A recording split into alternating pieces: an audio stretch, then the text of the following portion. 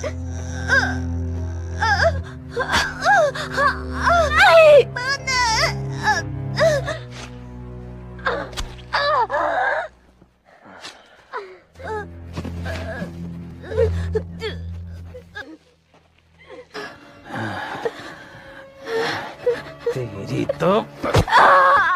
तो कहानी की शुरुआत एक सुनसान रास्ते से होती है।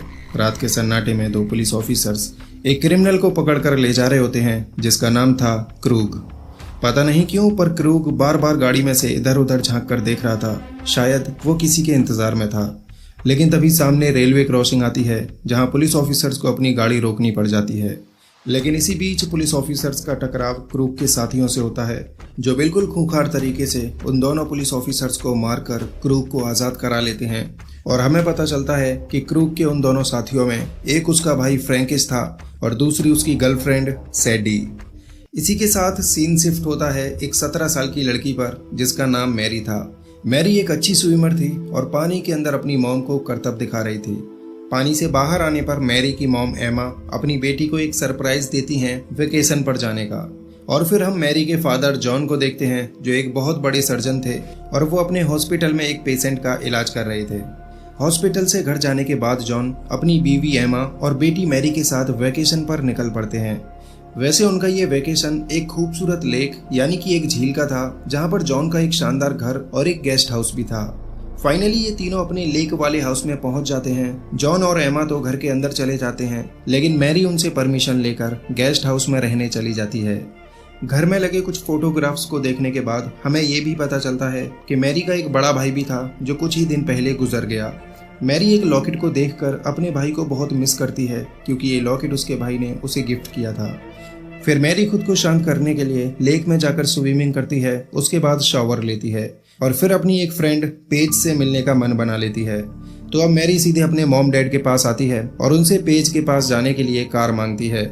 इस पर मैरी की मॉम तो उससे मना करने लगती हैं, लेकिन मैरी के फादर अपनी बेटी का दिल नहीं तोड़ सकते थे, इसलिए वो उसे अपनी कार की चाबी और कुछ पैसे देकर पेज के पास जाने की परमिशन दे देते हैं। और फिर मैरी अपने भाई का दिया हुआ गिफ्ट यानी कि वो लॉकेट गले में डालकर पेज से मिलने निकल जाती है।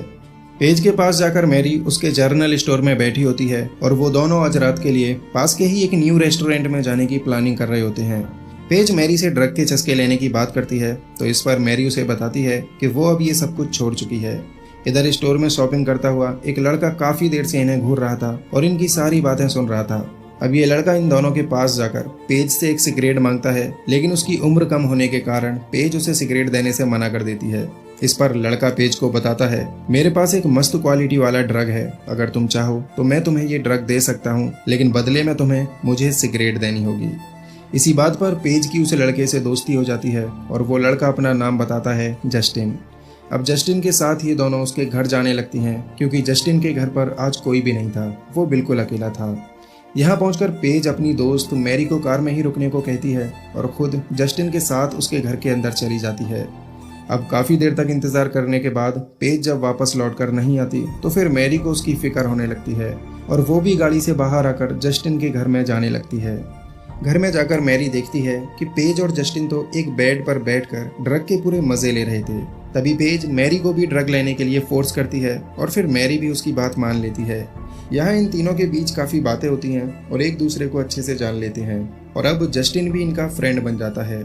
लेकिन इसी बीच जस्टिन के फैमिली मेम्बर भी घर में आ जाते हैं और यहाँ हम देखते हैं कि जस्टिन का डैड कोई और नहीं बल्कि वही क्रिमिनल क्रूग था। अब क्योंकि जस्टिन अपने डैड और अंकल को अच्छे से जानता था इसलिए वो उनके घर आने पर काफ़ी डर जाता है क्योंकि ये लोग इंसान नहीं बल्कि इंसान की शक्ल में हैवान थे और जस्टिन का डैड क्रूग बिल्कुल वैसा ही करता है। वो जस्टिन को मारते हुए उससे कहता है कि तुम्हें ज़रा भी अकल नहीं है, पुलिस मेरे पीछे लगी हुई है, अखबार में मेरी फोटो छप रही है और तुम हो के इन लड़कियों को घर में बुला लाए हो। बाहर जाकर ये मेरे बारे में सबको बता देंगी तब क्या होगा। उसकी ये बातें सुनकर मैरी उसे समझाती है कि हमारा इन सबसे कोई लेना देना नहीं है और हम किसी को कुछ नहीं बताएंगे। लेकिन क्रूग तो उसकी ये बात मानने वाला नहीं था और वो मैरी के साथ बदतमीजी करने लगता है। ये सब देख पेज वहां से भागकर खुद को बाथरूम में बंद कर लेती है और अपना फोन निकालकर पुलिस को बुलाने की कोशिश करती है, मगर तब तक दरवाजा तोड़कर फ्रैंकिस अंदर घुस जाता है और वो पेज को बहुत ही बुरी तरह मारने लगता है। ये सब देख जस्टिन उन दोनों की हेल्प करने की कोशिश करता है, लेकिन अपने डैड की हैवानियत के आगे कुछ नहीं कर पाता। अब क्रूग इन दोनों को खत्म करके सबूत मिटाना चाहता था, इसलिए वो इन दोनों लड़कियों को लेकर उसी झील की तरफ जाने लगता है जहाँ पर मैरी के मॉम डैड का घर था। इसी बीच अपनी जान बचाने के लिए मैरी कार के एक टूल से सैडी के ऊपर अटैक कर देती है और चलती गाड़ी से जंप करने की कोशिश करती है। इसी सब के चलते कार में काफी हाथापाई शुरू हो जाती है और तभी अचानक बैलेंस बिगड़ जाने से कार का बहुत ही बुरा एक्सीडेंट हो जाता है। हालांकि एक्सीडेंट के बाद भी मैरी वहां से भागने की पूरी कोशिश करती है, लेकिन अब फ्रैंकिस उसे पकड़कर बुरी तरह से मारने लगता है। ये तीनों मिलकर मैरी को मारने में लगे होते हैं। तभी पेज सैडी के पेट पर एक लकड़ी से मारकर वहां से भाग खड़ी होती है। पेज को भागता देख जल्दी से क्रूग मैरी को पकड़ लेता है और वो दोनों पेज के पीछे भाग खड़े होते हैं। जंगल में इन जंगलियों से बचकर भाग पाना पेज के लिए बहुत मुश्किल था, लेकिन फिर भी वो अपनी पूरी कोशिश करती है और काफ़ी देर तक अपनी जान बचाने में कामयाब भी रहती है। लेकिन जब पेज बुरी तरह से थक जाती है तो फिर फ्रैंकिस उसे पकड़ लेता है और क्रूग के पास ले आता है। क्रूग अब इन दोनों को सबक सिखाने के लिए अपने बेटे जस्टिन से कहता है कि वो इन दोनों का रेप करे, और जब जस्टिन ऐसा करने के लिए मना कर देता है तो फिर वो अपने बेटे को मारने लगता है और ज़बरदस्ती उसे बेबस करता है लड़कियों के साथ दरिंदगी करने के लिए। लेकिन फिर भी जस्टिन लाख कोशिशों के बाद भी वो सब नहीं करता जो उसका बाप चाहता था। तभी पेज क्रूग को गाली देने लगती है, जिसके बाद क्रूग के अंदर का हैवान जागता है और उसी वक्त वो पेज को पकड़कर चाकू से जगह जगह उसके पेट को फाड़ देता है, जिससे तड़प तड़प कर पेज की मौत होती है। इसके बाद क्रूग मैरी के पास आता है और फिर उसके कपड़े फाड़कर खुद ही उसके साथ दरिंदगी करता है, वो भी अपने बेटे के सामने। क्रूग की हैवानियत का शिकार होने के बाद मैरी चुपके से अपने हाथ में एक पत्थर उठाती है और उस पत्थर को जोर से क्रूग के चेहरे पर मारकर वहां से भाग खड़ी होती है।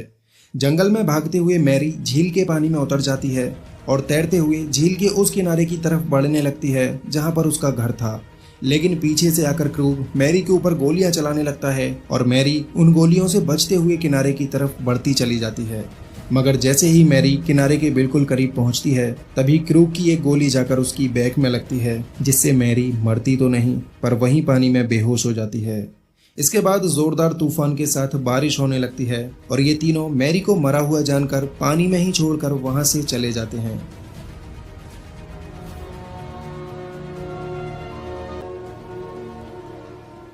इसी के साथ अगले सीन में हम मैरी के मॉम डैड को देखते हैं, जो डिनर करके एक दूसरे से बातें कर रहे होते हैं। तभी उन्हें बाहर से दरवाजा पीटने की आवाज सुनाई देती है और वो दोनों हैरान होते हैं कि आखिर इतना लेट इस तूफानी रात में भला कौन हो सकता है। और जैसे ही मैरी के पिता जॉन घर का दरवाजा खोलते हैं तो उनके सामने क्रूग और उसके साथी खड़े होते हैं। क्रूग जॉन को बताता है कि हमारी गाड़ी का बहुत ही बुरा एक्सीडेंट हो चुका है और इस तूफानी रात में हमारे पास कोई भी सहारा नहीं है। उनकी हालत देखकर जॉन को उसकी बातें सही लगने लगती हैं और वो मदद बतौर उन सभी को घर के अंदर बुला लेते हैं।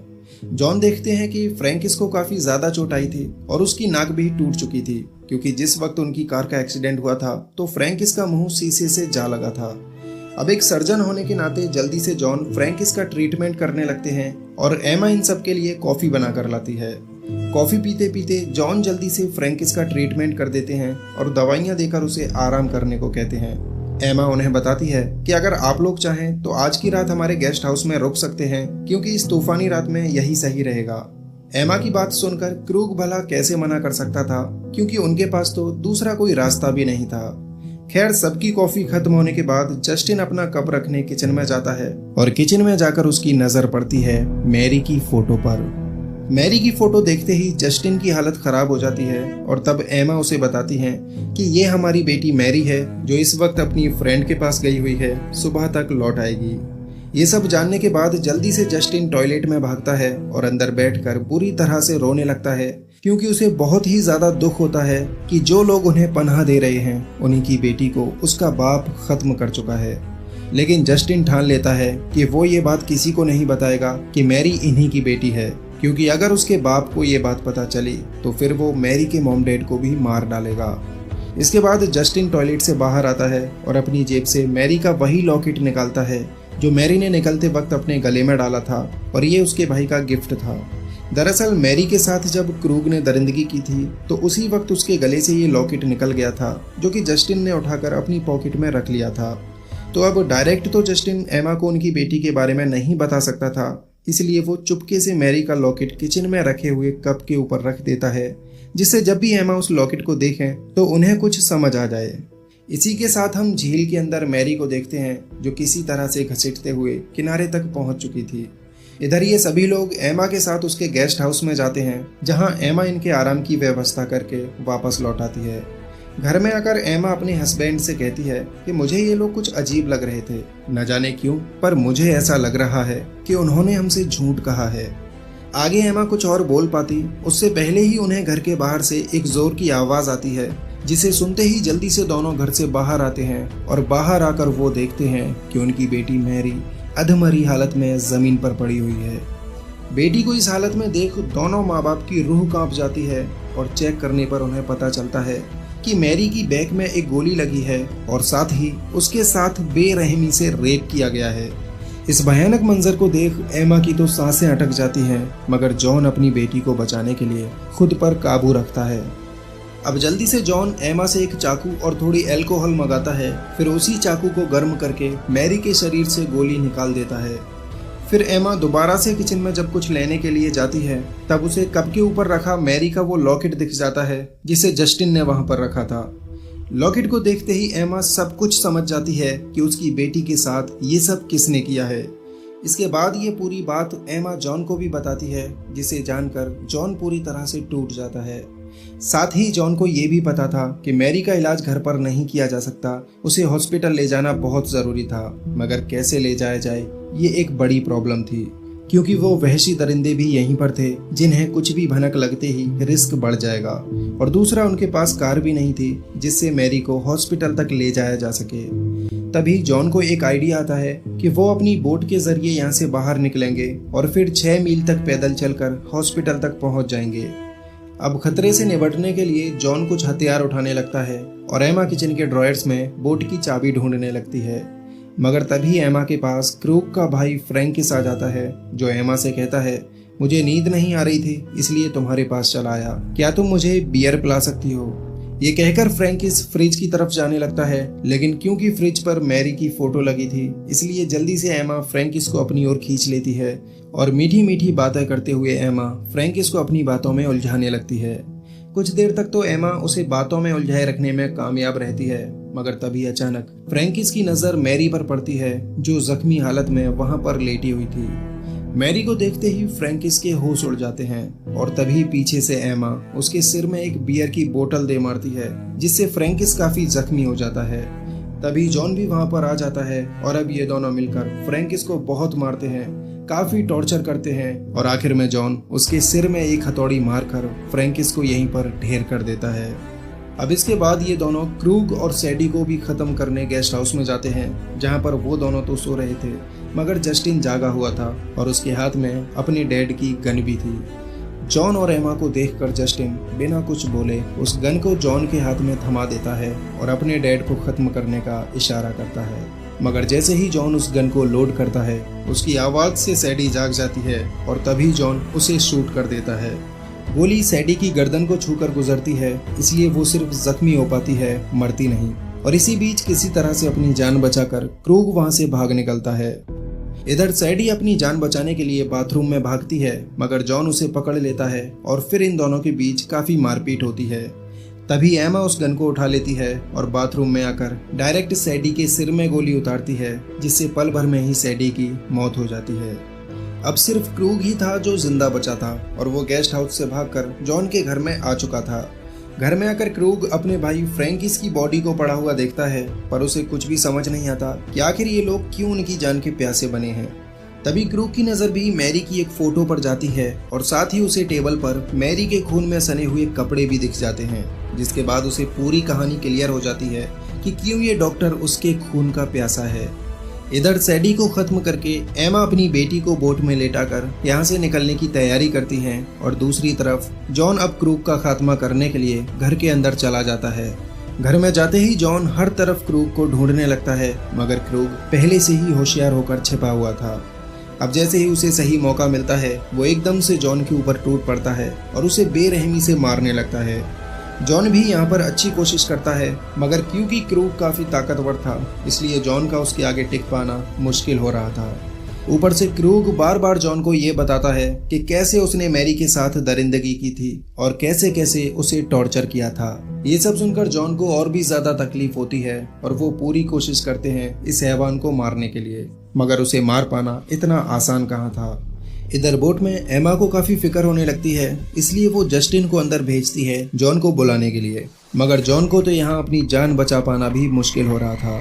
क्रूग एक लोहे की रॉड से जॉन को मार ही देने वाला था कि तभी उसका बेटा जस्टिन वहां आ जाता है और वो अपने बाप के ऊपर गन रख देता है। जस्टिन की इस हरकत को देख क्रूग का गुस्सा 7वें आसमान पर चला जाता है और फिर वो जस्टिन को भी बेरहमी से मारने लगता है। वो लोहे की रॉड को जस्टिन के पेट में डालकर उसे मार ही देने वाला था कि तभी पीछे से आकर एमा उसके सिर में लोहे का सिलेंडर मार देती है, जिससे क्रूग बुरी तरह से घायल हो जाता है और फिर जॉन भी उठकर उसी लोहे की रॉड से मार मार कर क्रूग को वहीं पर बेहोश कर देता है।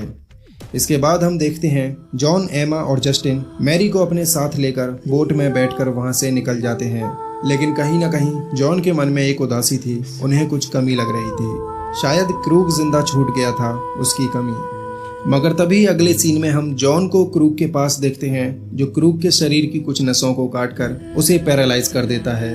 कुछ देर बाद क्रूग को जब होश आता है तो वो जॉन से पूछता है, आखिर तुमने मेरे साथ ऐसा क्या किया है, मैं जरा भी हिल तक नहीं पा रहा हूँ। उसके इस सवाल पर जॉन उसे जवाब देते हैं, टेंशन न लो, मैं तुम्हारा ऐसा इलाज करने वाला हूँ जिसके बाद तुम्हें इसकी कभी शिकायत न रहेगी।